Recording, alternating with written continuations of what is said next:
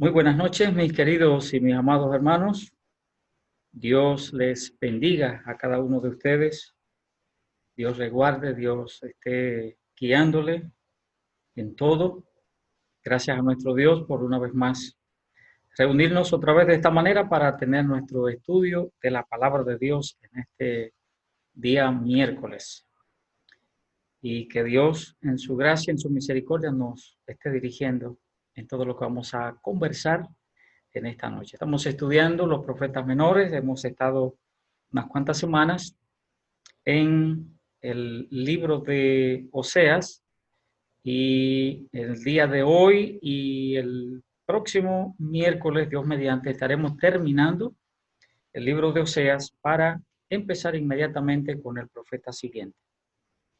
Así que les recuerdo que en la medida que vayamos leyendo el libro que nos está sirviendo de objeto de estudio, pues en ese mismo sentido es bueno por el hecho de que vamos aprendiendo ya algunas cosas previamente a oír el estudio. Así que en esta noche vamos a dar continuidad y vamos a abrir la palabra de Dios al libro de Oseas, donde estamos, y me van a permitir leer solamente un versículo, capítulo 7 y el versículo número 1 para que tengamos un momento de oración.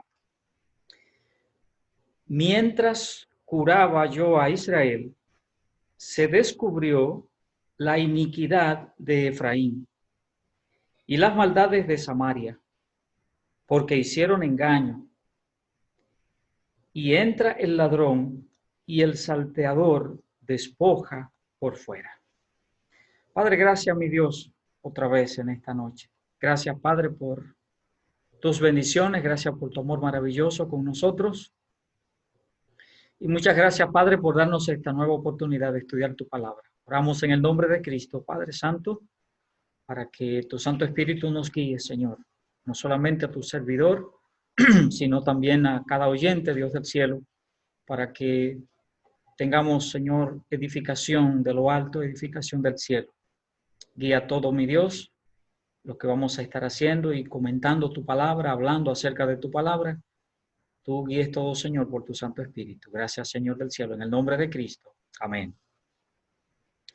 Bien, hemos estado discutiendo nuestro punto número 4 de la rebelión y falta de sinceridad del pueblo de Israel. Y este punto que empezamos el miércoles anterior es un punto importante porque hay una nomenclatura que es peligrosa para la vida de todo creyente, para la vida de todo cristiano.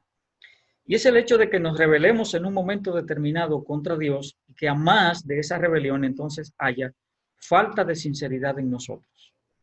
Es una nomenclatura peligrosa para nosotros, para todo el mundo, pero para usted y para mí como creyentes en Cristo, en el sentido de que estamos teniendo una relación muy cercana con Dios y una rebelión nunca es buena en ningún sentido, pero peor es cuando nos rebelamos contra nuestro Hacedor.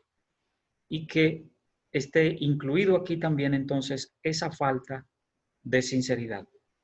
Miramos algunos aspectos en el capítulo 5, el capítulo número 6, y habíamos dicho que íbamos a cubrir en esta parte de este punto 4, íbamos a cubrir capítulos 5 hasta el capítulo 9, y aunque el capítulo 9 todavía forma parte de todo lo que está diciendo Dios aquí, recuerde que habíamos dicho que íbamos a dividir el libro como regularmente se divide, capítulos 1 al 3, que tienen que ver con Oseas, con Gomer y sus hijos, significado del nombre de los hijos y cómo Dios retrata allí la relación de Dios, de él, con su pueblo Israel y cómo el pueblo había abandonado a Dios una y otra vez y de todos modos Dios iba tras el pueblo buscándolo para restaurarlo.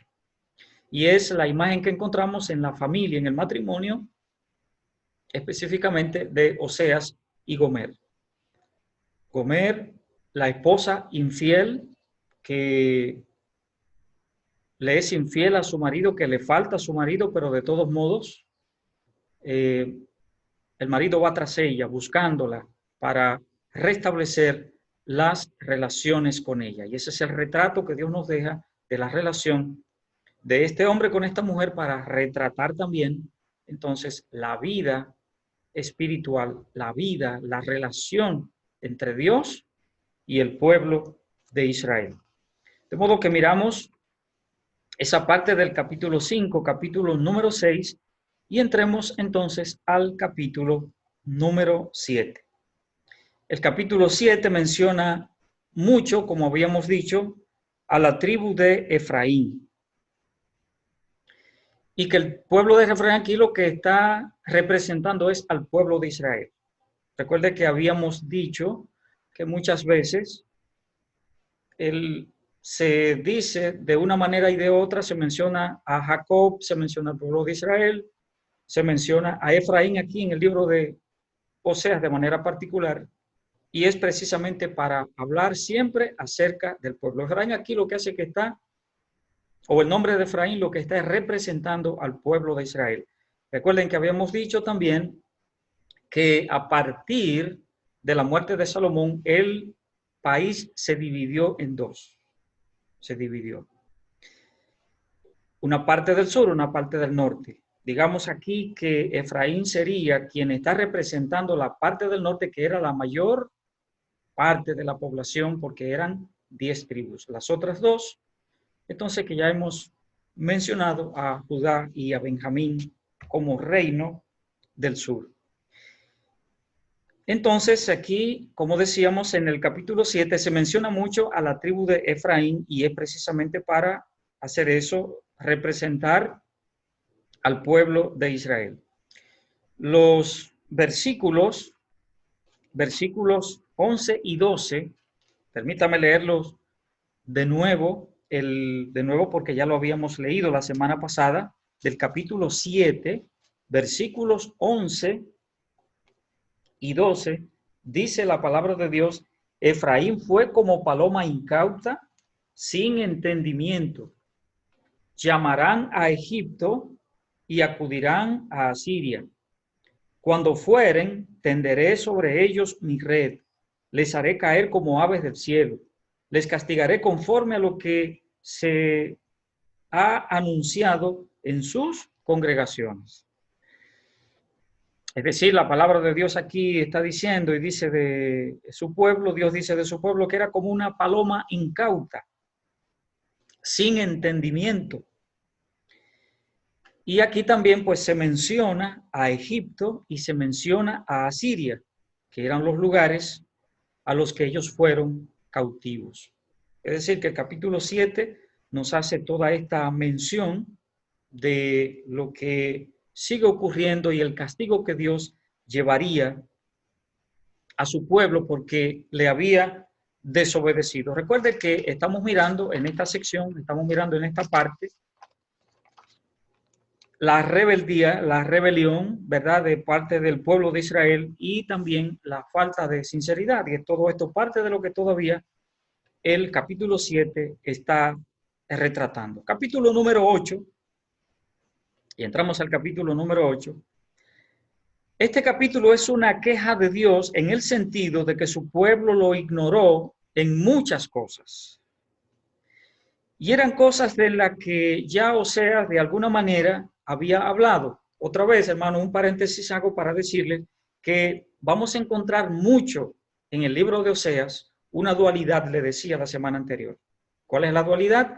De que Dios se queja de su pueblo, Dios dice que es rebelde, Dios dice que lo ha dejado, Dios dice que se ha ido tras idolatría, Dios dice que le ha sido infiel, pero también en ese mismo capítulo, en cualquiera de los capítulos, podemos encontrar también la otra parte de cómo Dios dice que Dios ama a su pueblo, que Dios lo quiere, que no lo ha abandonado, que no lo ha dejado, que Dios siempre está ahí con él. Siempre, por eso encontramos que hubo un remanente que Dios siempre mantuvo, porque Dios no quería que su pueblo se extinguiera, no quería que desapareciera. Siempre guardó un remanente desde donde todo volvía, digamos, a la normalidad. En ciertos momentos de la historia del pueblo de Israel en su relación con Dios. Entonces, esta parte aquí, ¿verdad? Donde encontramos que el pueblo lo que hace es que ignora a Dios en el capítulo número 8 en tantas y en tantas cosas. El versículo 4 dice la palabra de Dios del capítulo número 8, capítulo número 4, capítulo 8, perdón, el versículo 4 dice: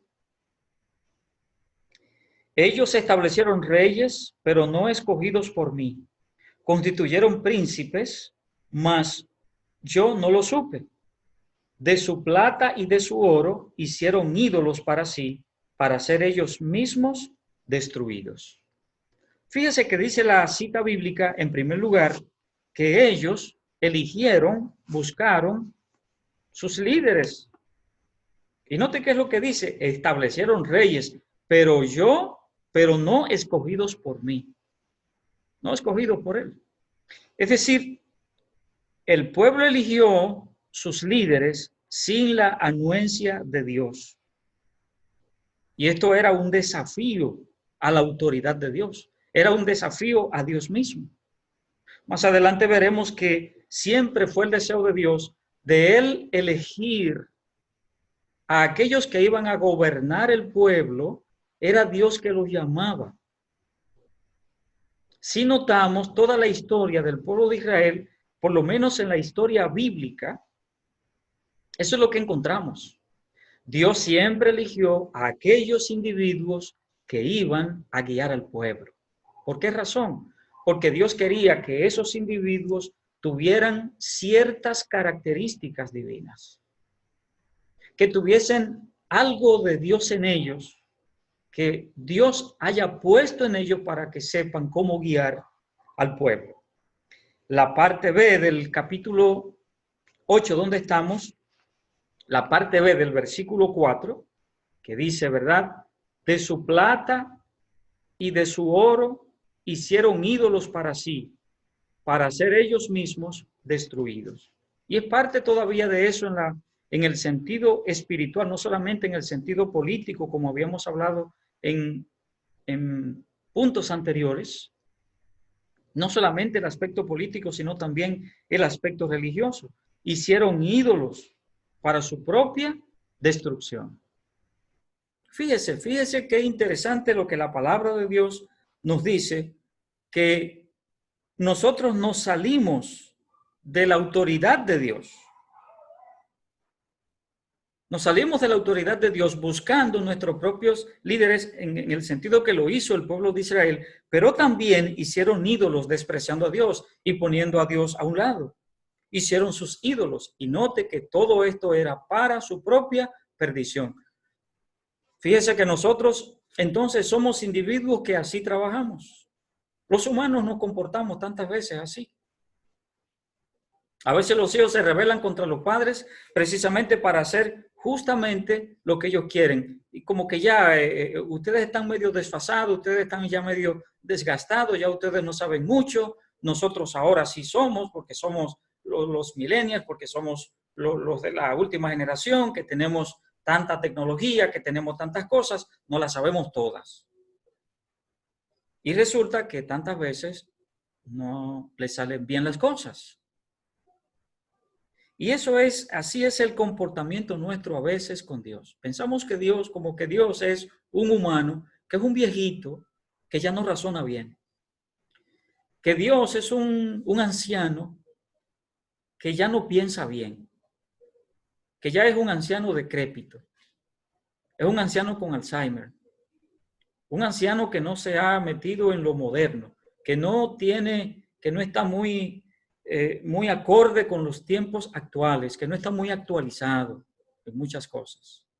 A veces pienso que la idea que la gente tiene de Dios es esa. ¿Usted sabe por qué? Porque Dios da tantos principios en su palabra, en todos los sentidos, y nosotros no le hacemos caso. No hay un aspecto de la vida nuestra que Dios no diga qué es lo que debemos hacer en este aspecto. No hay un solo. En todo. Y es justo lo que necesitamos, ni más ni menos. De tal manera que cuando alguien decide que así va a vivir su vida, vive una vida maravillosa. Y las cosas le salen bien como tiene que salirle. Porque Dios está ahí. Dios está pendiente y presente.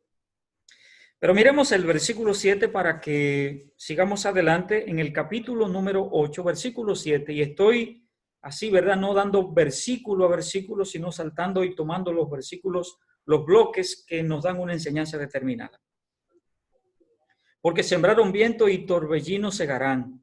No tendrán mies, ni su espiga hará harina. Y si la hiciere, extraños la comerán. Esta expresión que aparece en el versículo 7 y que dice la palabra de Dios que sembraron viento y torbellino segarán. Nosotros utilizamos la expresión de otra manera. Nosotros lo decimos de otra manera, que el que siembra viento cosecha tempestad. Esa es la expresión que nosotros solemos utilizar. Pero es precisamente sacada de allí, de la palabra de Dios. En otras palabras, el pecado tiene consecuencias. El pecado tiene consecuencias, por grande que sea o por pequeño que sea, sin categorizarlo, un pecado cometido trae consecuencias. Y aquí, en lo que habíamos dicho desde el versículo 4, que habían ignorado a Dios, y lo que dijimos que íbamos a ver aquí en este capítulo 8, que era una queja de Dios, en el sentido de que su pueblo había ignorado en tantas cosas. El resultado de ignorar a Dios, pues será cosechar no cosas buenas. Será cosechar una parte de lo que vamos a cosechar en esa rebeldía nuestra. Bueno, pues parte de eso es castigo, obviamente. Eso es lo que Dios enseña. Un torbellino, una tempestad no trae buenos resultados. Nunca hemos visto tal cosa. Todo lo contrario. Lo que trae es destrucción. Por eso la palabra de Dios más adelante lo que dice es que los asirios, digamos, o no más para adelante, parte de lo que hemos estado diciendo. Hablamos, cuando dimos la introducción, hablamos acerca de la cautividad de el pueblo de Israel. Las dos veces que fue cautivo, primero por los asirios y después por los babilonios. Entonces, los asirios fueron en parte ese torbellino, esa tempestad que los llevó al exilio. Y porque se menciona aquí en esta ocasión. Ignorar a Dios para elegir sus propios líderes e ir tras la idolatría era precisamente esa manera de ellos sembrar viento para cosechar tempestad. Al inicio del estudio decíamos, y al mencionar este bloque hablando del capítulo 7, mencionábamos el hecho de que Dios siempre ha querido elegir a la gente que va a guiar su pueblo. Así lo encontramos en el Antiguo Testamento. Así la palabra de Dios lo expresa. El Señor fue que llamó a cada uno de esos hombres profetas, como habíamos visto, ¿verdad? Que eran precanónicos. Hablando de Moisés, hablando de Elías y muchos de estos hombres, vimos en el caso, ¿verdad? Mencionamos a Enoc, mencionamos a Noé y ese tiempo, ¿verdad? Y propiamente ya después entonces, cuando mencionamos a Moisés, cuando mencionamos a Elías, ya Dios está directamente llamándole, ¿verdad? Profetas, y así la palabra de Dios lo indica. Entonces, Dios siempre quiso llamarlos y así lo encontramos. Y en la medida que el tiempo discurre, pues encontramos lo mismo con los jueces. Dios quería que esos jueces así fueran los reyes, que aunque no fue idea de Dios, sino idea del pueblo, pero también Dios buscaba la manera también de que hubiese un líder político que fuera un hombre acorde al corazón de Dios, acorde a la voluntad de Dios, aunque no fue así siempre en la totalidad. Por eso encontramos que llegaron al exilio tantas veces precisamente por desestimar lo que Dios había dicho. En el Nuevo Testamento no es lo contrario. Todo sigue en la misma tónica. El Señor Jesucristo llamó a los apóstoles. No dejó a nadie que viniera por sí mismo. No, dice la palabra de Dios que Él llamó a los apóstoles. La palabra de Dios dice que cuando se iban a elegir los diáconos para trabajar en diferentes ministerios en la iglesia, el Espíritu Santo guió a aquellos hombres que estaban allí para llamar a estos hombres. Es decir, todo aquel que va a trabajar en el ministerio, Dios es que lo llama. Cada ministro de Dios, cada hombre de Dios que trabaja, que Dios lo llama a su trabajo, no es un llamado propio, es un llamado de Dios. Por eso es un llamado especial, porque Dios siempre va a querer que así sea, porque eso es lo único que va a garantizar que las cosas en el pueblo de Dios y ahora en el presente la iglesia, por ejemplo, caminen según los dictámenes bíblicos, según los dictámenes de Dios. De lo contrario, estaremos haciendo lo que nosotros queremos. Estaremos llevando a la iglesia ideas humanas. Estaremos llevando a la iglesia aspectos humanos. Estaría la iglesia llena y guiada más bien por humanismo más que por la palabra de Dios. La guía de la palabra de Dios. La guía del Espíritu Santo. Y esto puede implicar un problema serio. Por eso la palabra de Dios llama a que así lo hagamos. Miremos el capítulo 8 donde estamos y otra vez el versículo número 7. Porque sembraron viento y torbellino segarán, no tendrán mies, ni su espiga hará harina, y si la hiciere extraños, la comerán. Capítulo 8, el versículo 7, también entonces nos enseña un principio bíblico central. Un principio bíblico importante. Debe haber una conexión estrecha entre lo que hacemos en el presente y lo que obtendremos en el futuro. Tiene que haber y habrá definitivamente una conexión muy directa, muy estrecha entre lo que nosotros hacemos en el presente y lo que será en el futuro. Y eso es lo que dice la palabra de Dios, y cuando estamos mirando esta expresión de que el que siembra viento cosechará tempestad, como decíamos y como nosotros lo decimos.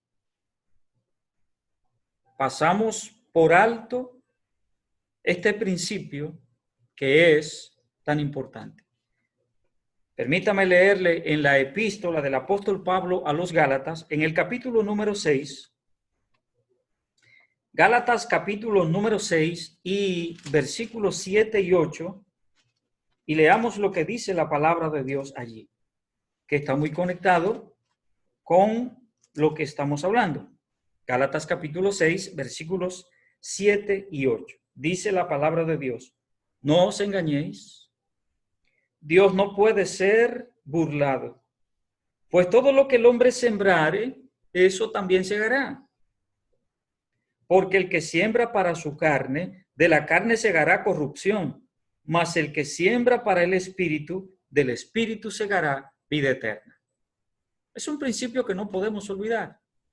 Hay un principio general en la palabra de Dios.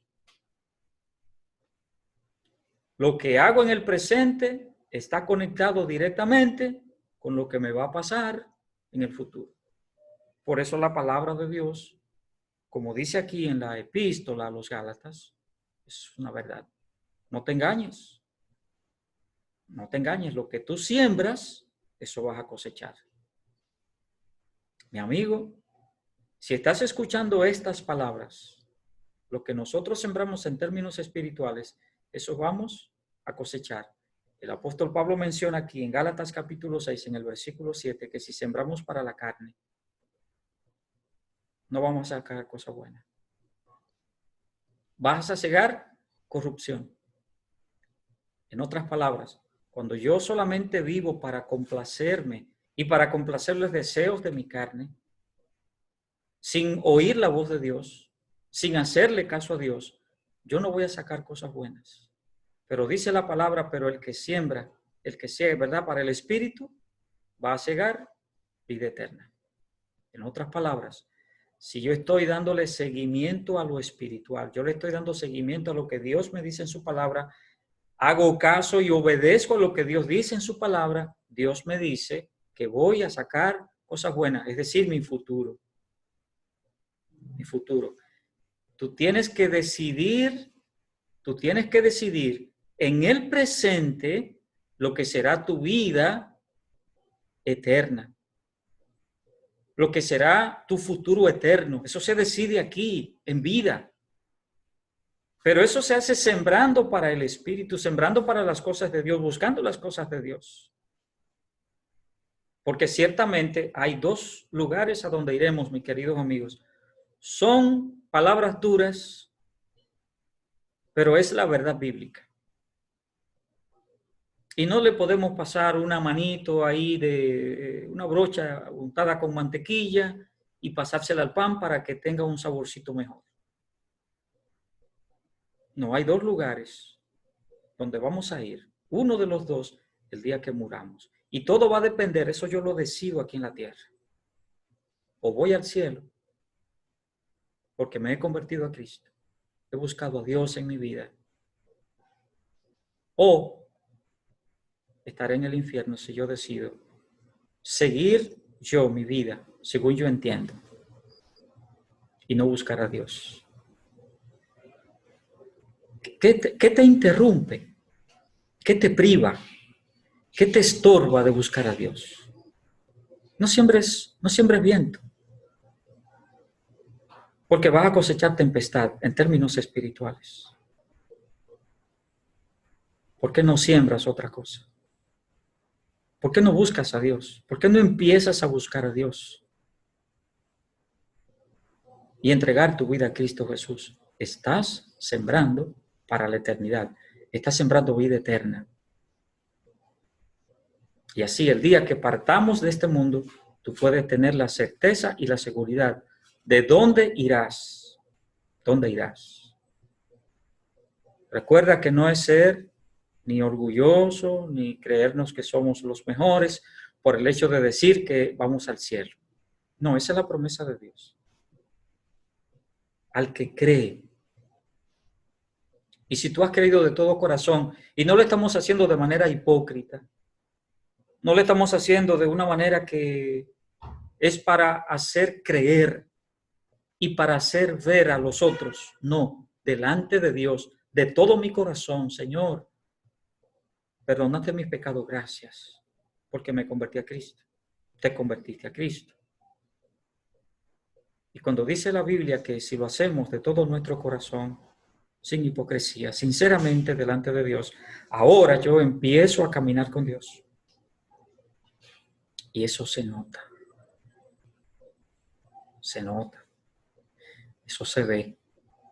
Porque Dios empieza a trabajar contigo desde adentro. Desde lo profundo de tu ser, empieza Dios a trabajar. Los versículos 4 y hasta el versículo 12 del capítulo 8, donde estamos, de Oseas. Me gustaría leerlo, aunque es una lectura un poquito larguita, pero es bueno leerla para que podamos ir mirando algunas cosas e ir haciendo algún comentario de algunos de estos versículos. Ya leímos el versículo 4 y leemos el versículo número 5 y hasta el versículo número 12. Estamos en nuestro libro de Oseas y en el capítulo número 8 para leer desde el versículo 5 y leemos hasta el versículo 12. Dice la palabra de Dios: tu becerro, oh Samaria, te hizo alejarte.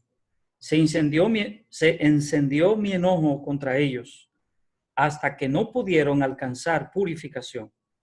Porque de Israel es también y artífice lo hizo, no es Dios, por lo que será deshecho en pedazos el becerro de Samaria.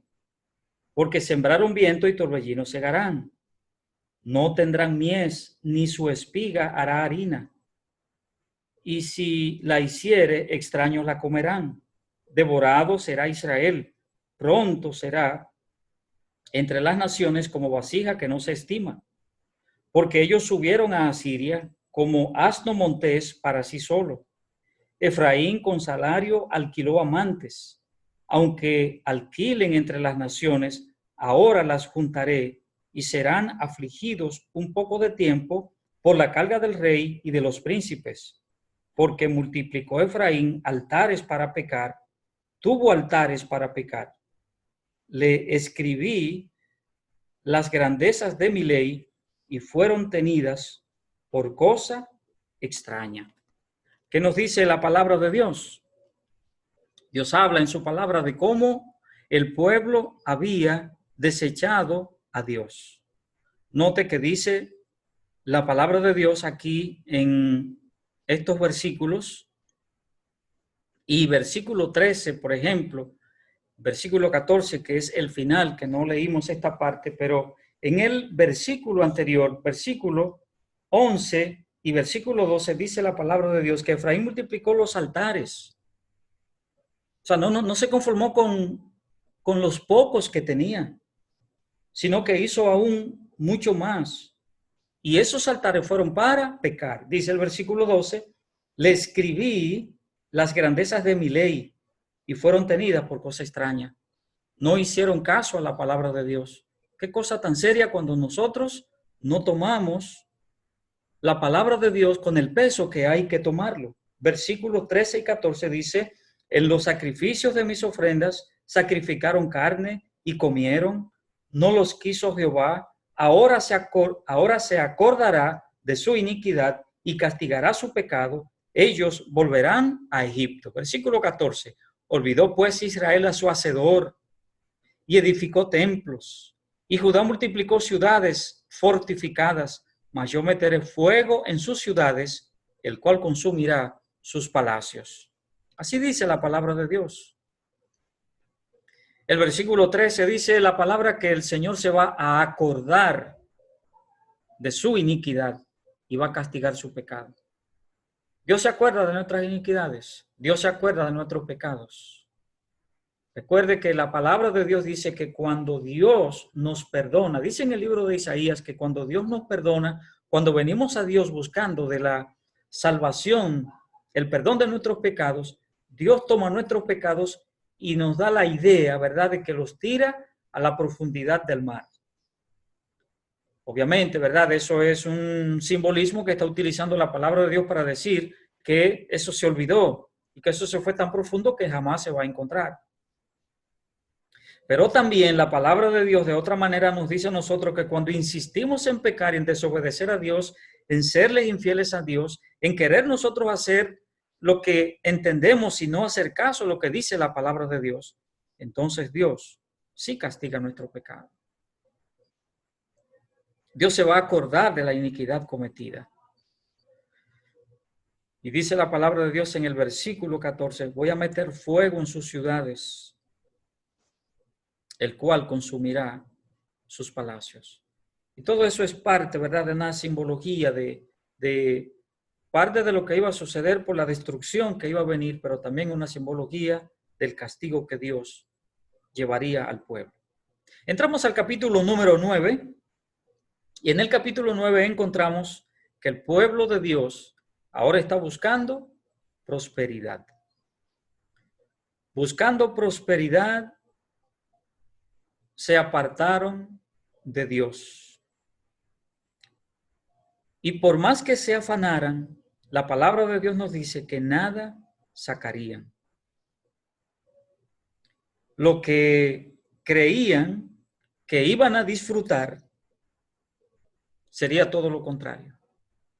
Aquí hay una parte importante en este capítulo número 9 y es el hecho de que lamentablemente la gente piensa que distanciándose de Dios puede encontrar prosperidad. Y eso fue lo que hizo el pueblo de Dios. Leamos algunos versículos en el capítulo número 9 Y note lo que dice la palabra de Dios. Verso 1. No te alegres, oh Israel, hasta saltar de gozo como los pueblos, pues has fornicado apartándote de tu Dios, amaste salario de ramera en todas las eras de trigo. La era y el lagar no los mantendrán, y les fallará el mosto. No quedarán en la tierra de Jehová, sino que volverán Efraín a Egipto y a Asiria, donde comerán vianda inmunda. Si seguimos leyendo, encontramos precisamente que el pueblo ahora tiene una especie de desenfreno en busca de prosperidad. Hemos visto esto muchas veces. Gente que, digamos, ha servido a Dios y ha estado caminando con Dios, no podemos decir otra cosa, porque era lo que estábamos mirando humanamente, y no somos jueces para decir que este sí y que aquel no. Pero vimos también el hecho de que dejaron a Dios en un momento determinado y fueron tras buscar cosas para satisfacer tantos deseos en este mundo. Yo no diría mitigarlos, porque es más bien una querencia personal. ¿Por qué buscar las cosas fuera de Dios? ¿Cuál es el afán? ¿Por qué buscar tantas cosas fuera de Dios? Oí a alguien decir en una ocasión, yo no quiero absolutamente nada que no venga de Dios. Qué pensamiento tan sublime, qué pensamiento tan maravilloso, tan excelso, qué pensamiento tan bien guiado en términos espirituales. Y así debiera ser, así debiera ser. Dios no está en contra de que nosotros prosperemos, Dios no está en contra de que tengamos muchas cosas, obviamente que no. Solamente que Dios me dice, búscalo, ¿por qué no lo busca conmigo? ¿O habrá alguien que es más inteligente que yo? Hay 4 cosas que debiéramos mirar en este sentido de lo que la palabra de Dios nos dice aquí. Y en primer lugar es, hacer planes sin Dios es un gran error. Número 1, esa es la primera enseñanza. Un gran error hacer planes sin Dios. Es que Dios no es tan inteligente. Que yo tengo que buscar a otro, tengo que buscar a un economista, tengo que buscar a un contable, tengo que buscar a alguien que estudió administración de empresas. Todo eso se puede buscar y no es malo, sí, claro, todo. Cuando uno va a emprender, a buscar, a entrar en una empresa determinada, a hacer algo, empezar un negocio, qué sé yo, se buscan todos los estudios. Se busca la gente que sabe de esas cosas y se oyen las opiniones. Pero sobre todas las cosas, la guía de Dios es necesaria. Número 2, en esa prosperidad que el pueblo estaba buscando, lo que estaban era para lograrla confiando en los ídolos. El pueblo de Israel llegó a un momento de torpeza tan grande que ellos entendieron que su prosperidad dependía de esos ídolos a quienes les estaban sirviendo. Número 3, y esto es importante, se ven indicadores que parece que todo va bien. Y puede ser así, en un momento determinado así es, y así pasó con el pueblo de Israel. Prosperaron. Y en esa prosperidad, en primer lugar, ya dijimos, creyendo que eran los ídolos, pero también que lo habían hecho en sus propias fuerzas. ¿Y sabe qué dice la palabra de Dios? Que Dios lo permitió para que esto mismo fuese de castigo para ellos. Hay cosas que uno no debiera tenerlas. No debiera. Cuando digo cosas que no debiera tenerlas, hablando acerca de cosas materiales. Porque lo que implican es más un castigo para nosotros cuando estamos buscándolo de la manera que Dios no desea, eso se puede convertir, eso mismo, eso que en un momento ha sido de prosperidad para mí, puede ser un asunto de castigo. Y número 4, se pierde el rumbo espiritual.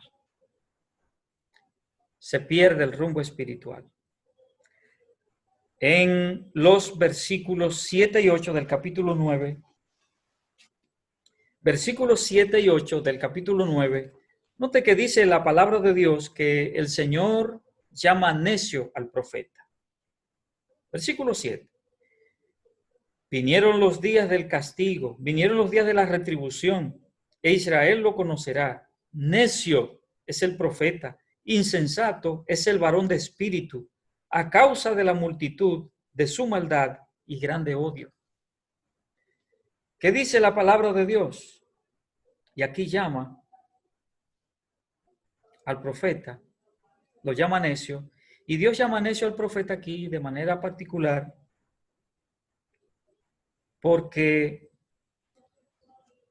digamos que eran profetas que estaban sirviendo a dioses falsos, y en ese sentido, pues se estaban convirtiendo entonces, como dice aquí la palabra de Dios, en un profeta necio y a la vez un profeta falso.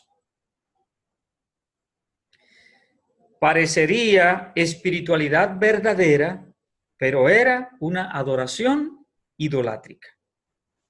El versículo 8 menciona a Efraín como atalaya, dice el versículo 8 del capítulo 9, atalaya es Efraín para con mi Dios. El profeta es lazo de cazador en todos sus caminos, odio en la casa de su Dios.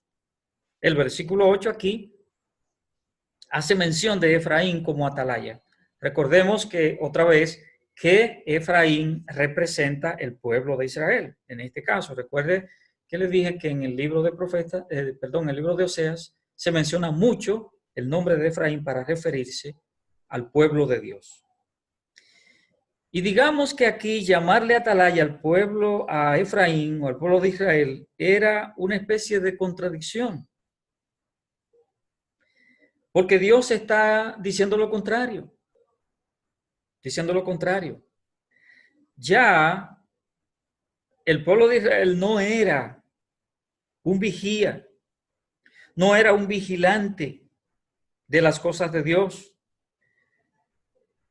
Al contrario, porque lo habían dejado, habían abandonado a Dios. Entonces, ¿qué vigía eran? No podían ser ningunos vigías. Recordemos que Dios había puesto al pueblo, a su pueblo Israel, y desde que el pueblo de Dios fue creado, por decirlo así, y Dios lo hizo grande, Dios convirtió el pueblo de Israel en un instrumento para que los demás pueblos y las demás naciones conocieran quién era Dios. Y allí estaba parte del gran problema existente. A quien Dios tiene como mensajero, a quien Dios tiene como instructor de las otras naciones para que le conozcan a Él, ahora este pueblo lo que ha hecho es que lo ha negado y se ha ido al lado de aquellos que aman la idolatría, que buscan la idolatría. Por eso, la palabra de Dios habla en este sentido. El versículo 9 dice, llegaron hasta lo más bajo en su corrupción. Palabras muy duras. Como en los días de Gabaá, ahora se acordará de su iniquidad, castigará su pecado. Se menciona aquí el caso de Gabaá en el versículo 9, y es para hacer alusión a lo que hicieron los gabaonitas, si recordamos, en el capítulo 19 del libro de los jueces. Lo que hicieron los gabaonitas con la esposa del levita. Recordamos esa historia. Y dice la palabra de Dios que esto que ocurrió no se iba a borrar de la historia del pueblo de Israel, porque fue algo tan vergonzoso. Por eso dice la cita bíblica. Note qué es lo que dice. El primer renglón del versículo dice, llegaron hasta lo más bajo en su corrupción. Y lo que está haciendo el Señor es que está poniendo un paralelo entre lo que ocurrió en aquella ocasión y lo que estaba haciendo el pueblo de Israel ahora. Su idolatría y su infidelidad era y sería una mancha imborrable que se iba a quedar en la historia de la relación de Dios con su pueblo Israel. Eso no se va a borrar, eso se va a quedar ahí. Y ha sido así. Ha sido así. El pueblo ha sufrido, el pueblo de Israel ha sufrido tantas y tantas y tantas cosas. ¿Sabe por qué? Por eso, porque abandonó a su Dios.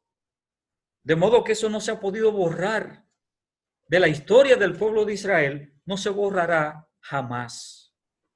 El versículo número 10 del capítulo 9 dice también la palabra de Dios: como uvas en el desierto hallé a Israel, como la fruta temprana de la higuera en su principio vi a vuestros padres. Ellos acudieron a Baal Peor, se apartaron para vergüenza y se hicieron abominables como aquello que amaron.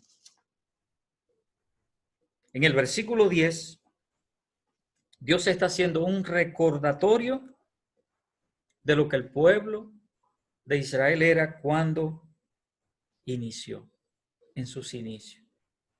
Dios estaba maravillado, Dios estaba emocionado, Dios estaba...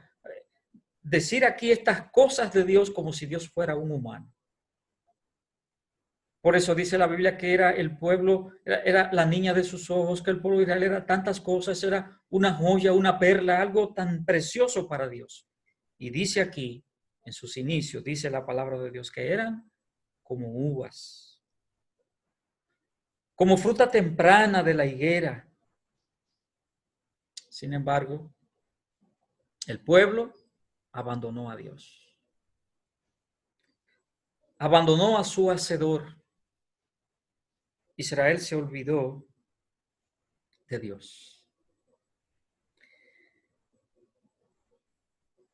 Terminemos nuestro estudio esta noche con esta reflexión y volver un poquito arriba y quedarnos con uno de los puntos que dijimos que hablamos, de que el pueblo de Israel perdió el rumbo espiritual. Quedémonos con esta reflexión. Cuando perdemos el rumbo espiritual, mi querido hermano, mi querida hermana,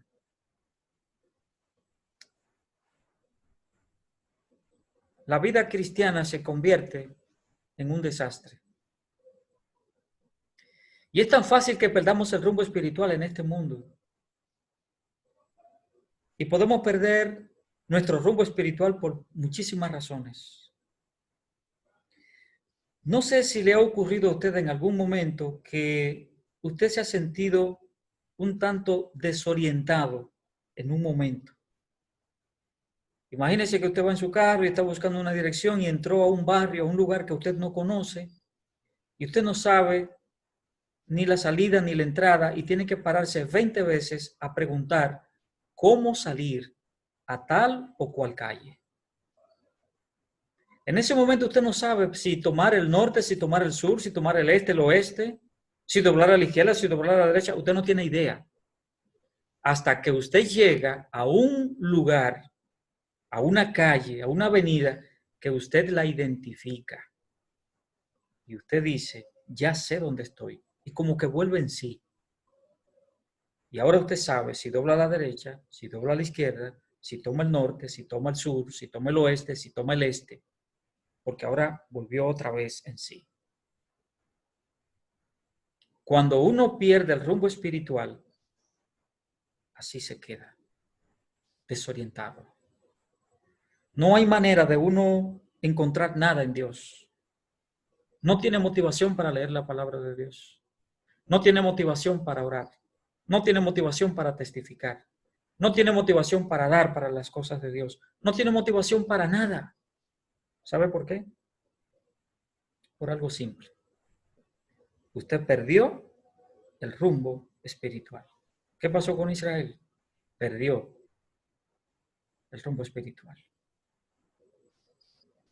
Procuremos estar siempre delante de nuestro Dios, dependiendo de Él, cada día, cada día, cada día, cada día. Es como como la plantita que necesita que le echen un poquito de agua todos los días, que se le dé su vueltecita, que se le quiten las hierbas que le crecen alrededor, que le estorban el crecimiento. Así cada día en esa dependencia de Dios, porque de lo contrario, fácilmente perdemos el rumbo espiritual.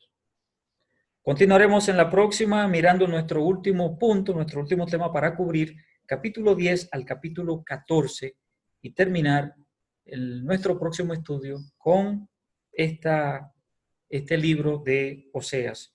Y miraremos aquí todavía parte del juicio de Dios al pueblo de Israel, y miraremos sobre todas las cosas su restauración. Así que el miércoles que viene, con la gracia de Dios, estaremos juntos nueva vez. Dios les bendiga.